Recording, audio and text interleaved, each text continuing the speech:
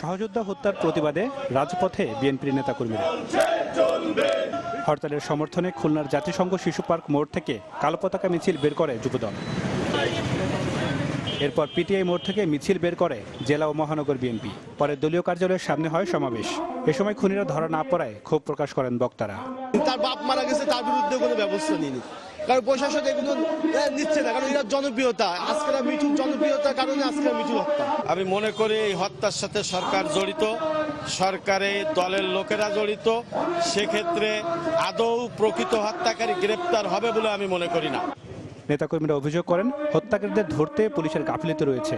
ধরা না পড়লে কঠোর কর্মসূচিরও ঘোষণা দেওয়া হয়। আজ পর্যন্ত উল্লেখযোগ্য পুলিশের কোনো ভূমিকা আমরা দেখতে পাইনি। পুলিশ এখনো পর্যন্ত প্রকৃত যারা আসামি তাদেরকে এখনো গ্রেপ্তার করতে পারি নাই। হত্যাকাণ্ডের বিরুদ্ধে 4 দিনের কর্মসূচি দিয়েছি, আজকে দ্বিতীয় দিন চলছে। আমরা চাই যে এর ভেতরেই হত্যাকারীরা গ্রেপ্তার হয়ে যাক, আর যদি সেটা না হয় তাহলে আমরা আসলে এরপরে আরও বড় কর্মসূচিতে যাব। আমরা এটা অব্যাহত রাখবো। হরতালে শনিবার ভোর থেকে অভ্যন্তরীণ রুটে বন্ধ ছিল বাস, ট্রাক সহ সব ধরনের ভারী যানবাহন চলাচল। ছেড়ে যায়নি দূরপাল্লার কোনো বাস। বন্ধ ছিল দোকানপাট ও ব্যবসা প্রতিষ্ঠান। মিঠু হত্যার প্রতিবাদে রোববার শোকসভা ও দোয়া মাহফিল এবং সোমবার প্রশাসনের কাছে স্মারকলিপি দেওয়ার কর্মসূচি রয়েছে খুলনা বিএনপির। Desk report, channel 24।